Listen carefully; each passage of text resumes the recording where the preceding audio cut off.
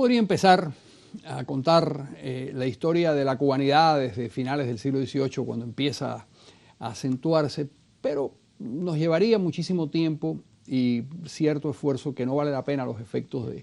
Vamos a empezar con la historia política, la historia política desde la perspectiva generacional.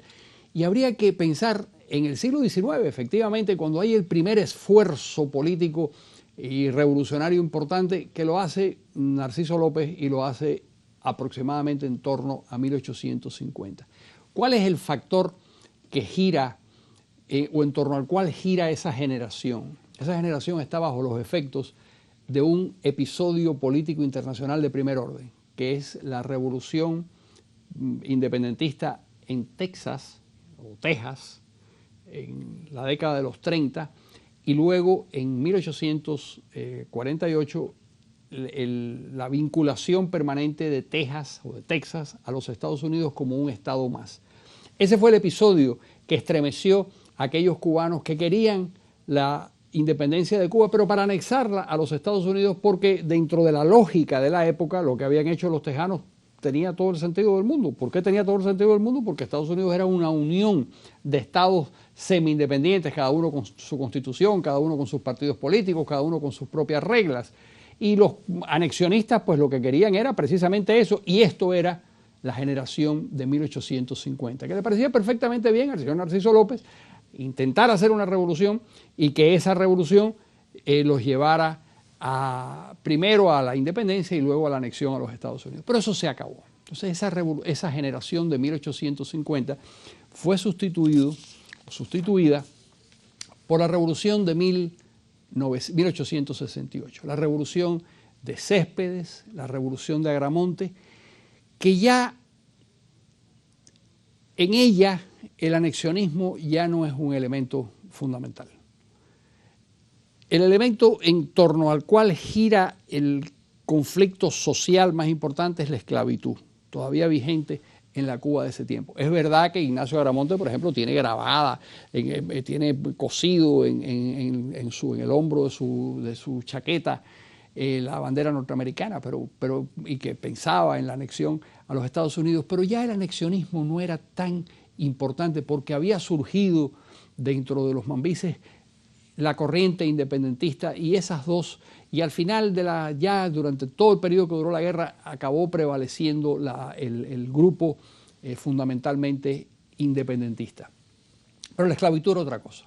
La esclavitud sí era un tema muy importante, entre otras razones porque algunos de los jefes rebeldes mambises tenían esclavos. Es verdad que Céspedes le había dado la libertad a algunos de sus esclavos, pero había otros que que los habían dejado y que habían abandonado sus propiedades, pero que eran esclavistas. Hay que recordar que la esclavitud en Cuba duró hasta 1886. Unas clases que yo doy en Madrid sobre la historia de la libertad, me gusta siempre recordarles a mis estudiantes que yo llegué a conocer gente que nació esclava y que ya eran muy ancianos en la década de los 50, pero que habían nacido esclavas y que fueron personas que fueron liberadas en 1886 cuando fue abolida. Bueno, esa generación del 68, que fue tan importante en la creación de lo que es la identidad cubana, dio paso a la generación del 95. Es decir, hay otra generación que viene después, que ya es la generación de José Martí, a pesar de que hay algunos de los grandes personajes de la generación del 68 que forman parte de la generación del 95, pero ya hay una mirada distinta. Ya la forma en que Martí ve el mundo, la forma en que los más jóvenes ven el mundo es diferente. Ya ha pasado, por ejemplo, ya en el 68 ya habían visto la guerra de independencia de la guerra civil norteamericana, pero habían visto otros fenómenos políticos que habían ocurrido en el mundo, otros libros importantes, habían tenido otras experiencias y todas esas experiencias habían dado como resultado que tenían una perspectiva distinta. El nacionalismo se había afianzado en la sociedad cubana, era una fuerza dominante, y esa generación del 95 era la consecuencia del fracaso. ¿Por qué el nacionalismo y por qué el independentismo? Porque entre el Pacto del Zanjón de 1878 y el Grito de Baile de 1895, cuando comienza la revolución, en ese periodo los cubanos habían ensayado una suerte de autonomismo y habían participado en elecciones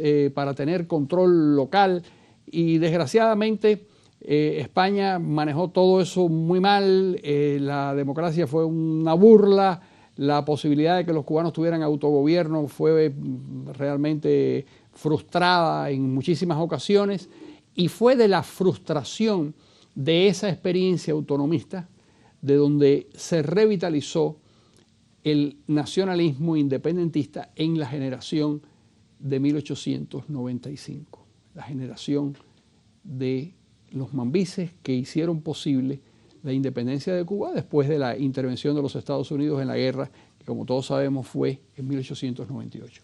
Ahora, esa generación del 95 fue sustituida por, años después en Cuba, en la República, por la generación de 1933, que ya era una generación totalmente distinta, en donde concurrían lecturas políticas que no existían en 1895, la aparición del fascismo, la aparición del comunismo, el enfrentamiento entre estas dos vertientes, lo que significó la destrucción del andamiaje republicano con la revolución de 1933, que sencillamente hizo imposible que la transmisión de la autoridad se hiciera por un proceso electoral normal.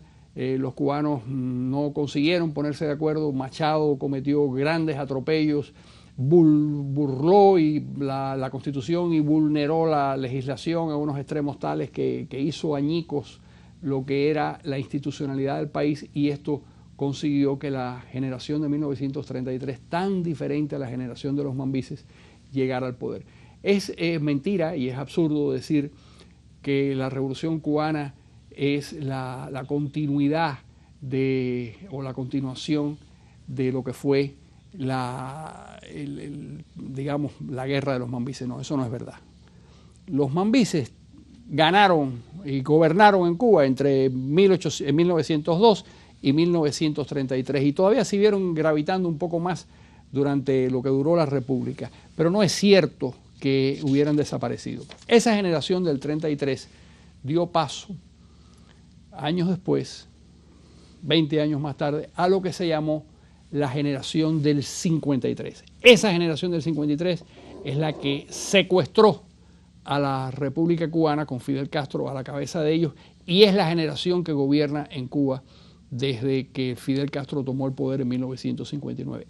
A esa generación le vamos a dedicar nuestro próximo programa.